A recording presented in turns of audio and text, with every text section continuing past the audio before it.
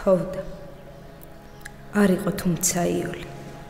მიწის დაკარგვა დროებით გინდაც. თოვლი, კი სამტროდ მოსული თოვლი.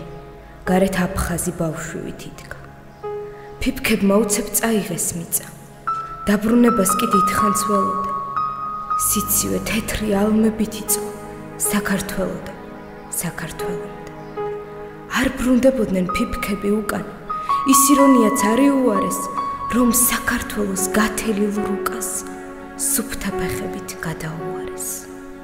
ძნელია, როცა ვერავინ ხვდება, როგორ ხმებიან ფესვები მუხის, როდესაც მამის გაძარცულ ცხედარს საფლავში ატან სამშობლოს წუხილს. თოვდა, თუმცა ვიცი მე, ქარებმა შუბლზე რა კვალი ციცხეს, სახლში შეყვანას მომთხოს სიცივე, რომ გადაურჩეს მოვარდნილ სიცხეს. ჰო, თოვდა, არ იყო თუმცა იოლი.